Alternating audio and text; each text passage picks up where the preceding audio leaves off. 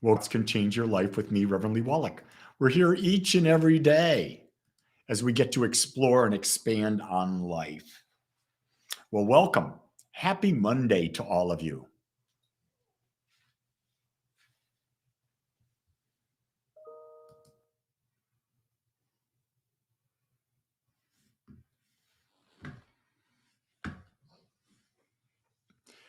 I guess I'm still going on.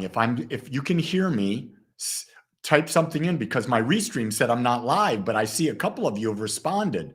So Ian, give me a thumbs up, or Richard, give me a thumbs up, and I'll keep on talking. Today I decided I would talk about this idea of right and wrong again. And what I'm talking about is the idea that what is right for you may not be right for the next person. And the reason I'm saying that is because we're different people. Each of us is unique. So what is right for me doesn't mean it's right for you, because we're on a unique journey. And what is our journey? Our journey is to become more aware, more self-aware, more aware of what's happening outside of ourselves, more aware of this magnificent universal play that we're in called life. And we think it's the reality, but in fact, we get to create it. We get to create it by how do we think? What are our beliefs? And it's those beliefs that we have are creating the experience that we're having. Nilda says, good rainy day here in Sacramento. Well, California needed the rain, didn't they? So it's good that California's getting the rain.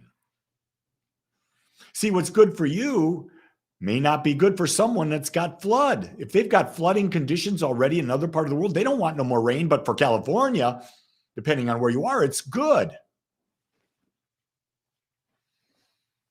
It's really interesting, because why is it that someone can thrive at one company after they did not thrive at another company?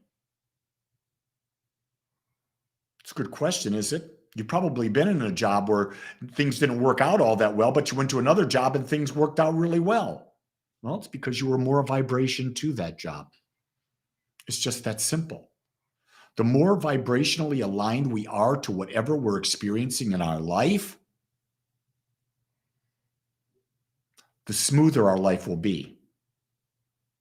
It's that when we try to force things, we try to do things that are not in aligned with our vibration, that we start to get difficulty. And that's natural, because those are our emotions.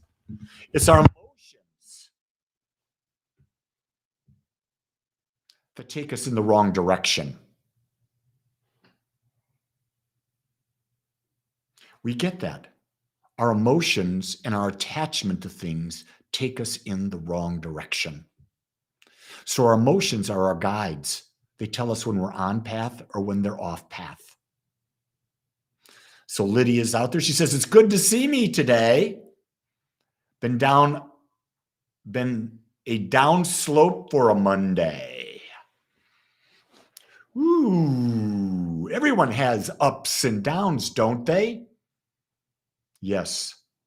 There isn't a person on the planet that doesn't have an up and down. Some people have deeper downs or higher ups, but everyone has contrast, because that's all you're doing right now, Lydia, is you're experiencing contrast.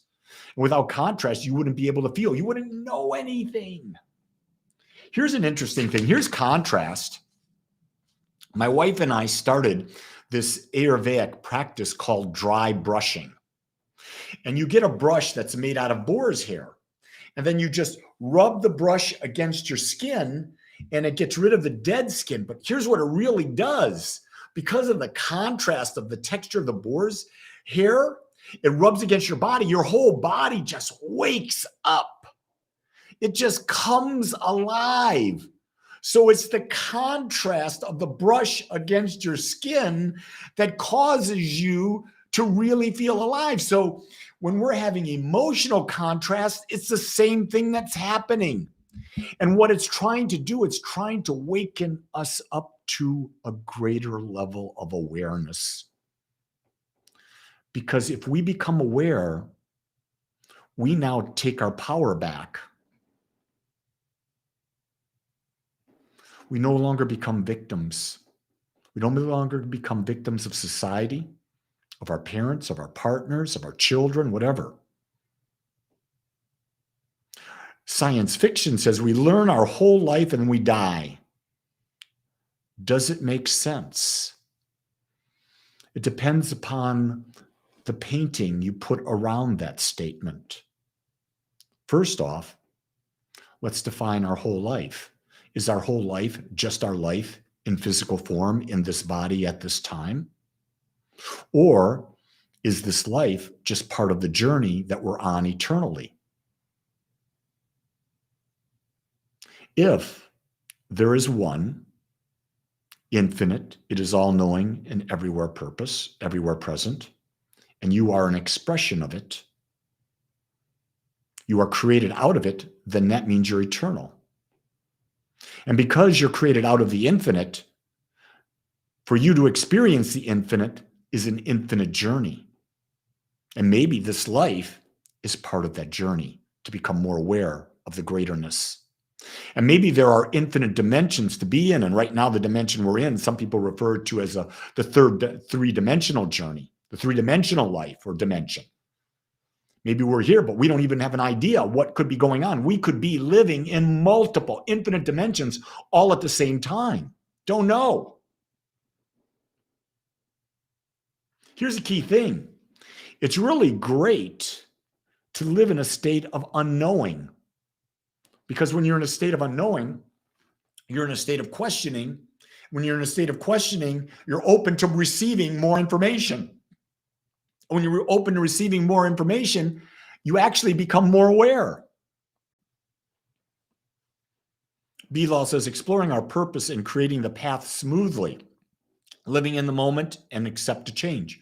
Yeah, but I'm going to push back a little, Bilal. We may be on the path, and for a while it may be smooth, but then there'll be a while when it's not. Because if everything was just easy breezy, would you be seeking to expand? No, you get comfortable. So that's why there's contrast, so that we don't become comfortable, but we want to move into the greater us. Beyond the victim mentality is the student. Beyond the student is the master. And I would also say, Richard, the master, maybe the master to the student, and it's just a different level of awareness. But is it a complete level of awareness? I question that. How do you have an awareness of the infinite all the time? I don't know that it's possible. I have no idea that it's possible.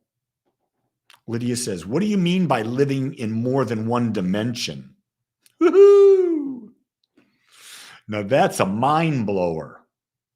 That means that the person that you are, the point of consciousness that you are, is living here on planet Earth. But let me make it so that maybe you can understand it. I'm not saying this is true, but maybe you're also living on Mars. Maybe you're also living in another solar system. Maybe you're living in something we can't even imagine, a different dimension, because if there is an infinite, guess what? Then there's infinite dimensions. Things that we could not even find, begin to even imagine out there. But it's fun to look. It's fun to explore. Anita says, I'm on a path to purposefully live in joy versus a burdensome life. Being aware is simple yet very complex. Anita, after all my study, I realize that joy is something I experience. And what I try to live in is, as much as possible, I try to live in a balanced life. I try to live a balanced life where I see both sides, but yet In the moment, I'm fully experiencing whatever I'm going through. Whatever I'm going through, I'm going to fully experience it. I'm not going to deny it exists, whether it's extreme joy or extreme pain. Fully experience it. Get that sensation. Intuitive 19, how to find a master teacher. I would probably change the question and say, how do I find a teacher that helps me become more aware? Because I don't know what your definition of a master teacher is. There are times when I consider myself a master teacher.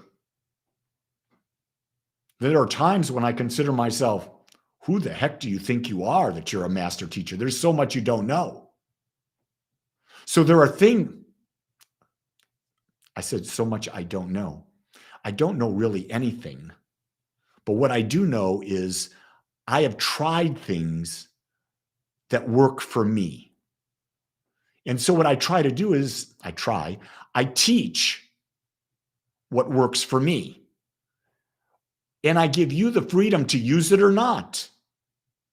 For you to decide if it works for you and if it doesn't work for you, because you're your own master teacher. That's the key thing. Intuitive 19 wants to know, how do I find a master teacher? Go within. Because you're your master teacher. No one else can be your master teacher. There will be guides on the journey. I've had guides on my journey. I find guides. People say, who's your guide right now? Myself. I've studied with lots and lots and lots of people, but right now I just go into the silence and I listen and ask questions. It doesn't mean I'm not still exploring. It doesn't mean I'm not trying to learn. But if you really understand that you're a point of consciousness within the infinite and everyone else is a point of consciousness within the infinite, then you're equal to everybody else out there. The only difference might be your level of awareness of how much of the infinite you realize. And then what you seek out are tools. What are the tools I can use to have a greater experience of life? And a greater experience of life is one where we become more aware.